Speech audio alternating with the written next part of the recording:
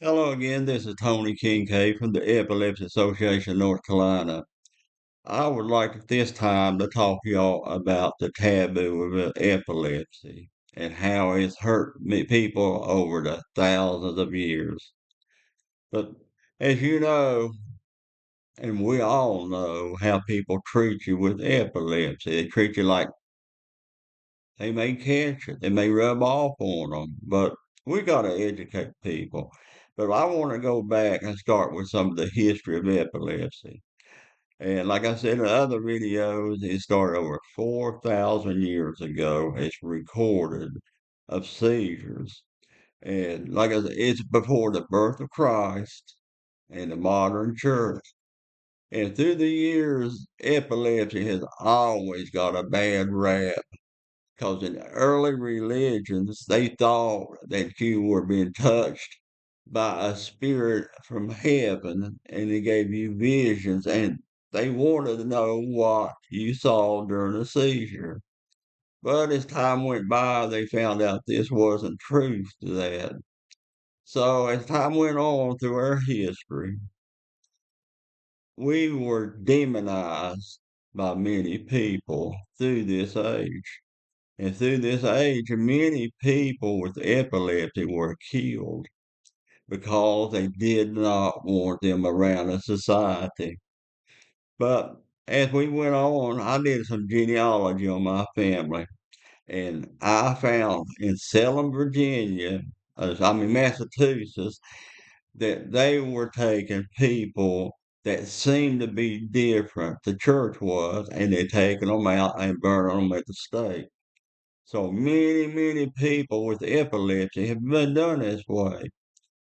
And after that, the states built institutions for people with epilepsy to put them in and get them out of society. And people that went to these asylums with epilepsy, they were there for the rest of their lives. They were in cells with other people with epilepsy. They were starved. They were beaten. They were this pitiful treatment. And they in the winter months they didn't even have heat for them. No way to take a bath. No way to use a bathroom. They lived like dogs in asylums back then. And as time progressed, I have some things that I have been told here in North Carolina. If you had epilepsy, you could not have a bank account. If you had epilepsy, you could be required not to attend a public school. And if you have epilepsy, like I say, you couldn't even own a bank account. You couldn't own property. You couldn't serve in the military. And it goes on and on and on. But in North Carolina, until 1969, you did not, they did not want to issue a marriage certificate. And another thing, if you had epilepsy in North Carolina before 1969, the state could have you sterilized because they did not want you with your demons to reproduce and have others. And anyway, Dr. J. Kippen Penry told me about all the history, how terrible it was in our state. And for me, when I started having my own controlled seizures, after attending my church for 5 years, they told me once my seizures started for me to leave the church and not ever come back with me or my family. And the minister told me he was afraid that my demons would go and leave my body and go into him. And then he would not be able to be a minister. And it really hurt me and my family. So we did leave. And 2 or 3 years later, My grandfather asked me, because he was staying with us, asked me to walk him to his church and go there. So I did. And I went inside the church and I noticed everybody was lined up around the walls. And I was the only one sitting in the pew. And they started chanting and they started shouting, I guess speaking in tongues. But next thing I know, the minister had come out there and told me he was going to get these demons outside of me so I could live a normal life again. And it went on for a few minutes, and I got thinking, well, this is not right. I don't have demons. I'm not going to tolerate it. So I got up and left. But, we have issues like this all over the country.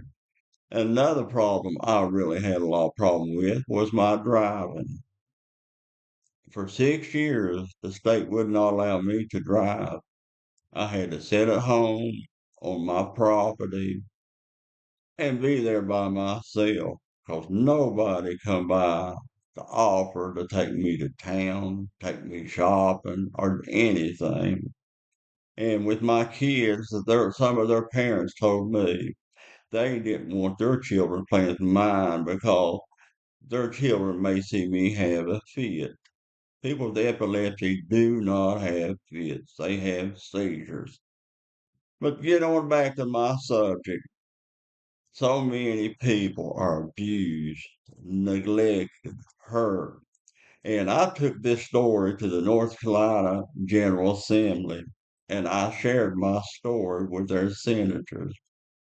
And one senator told me that we have been discriminated enough. We need to have rights to be a regular citizen. So she gave me the name of a lady to go to talk to them about from the North Carolina Epilepsy Rights Group or rehab. And I went and talked with them, and they told me we have been discriminated all of our lives. And they wanted to join me and try to help get some of these laws and stuff changed. But like I said, we are advocates for you. And if you have problems, I would like for you to let us know. And we do have literature that we make ourselves. It's printed by us. And I would like to offer it to you free if you would like to have some of this literature. And we reach out to you because we really love you. We've been through your road, we've been through your pain, and we're here for you. And this will conclude what I've got to say, but come back and join us again. And I do appreciate you. Thank you.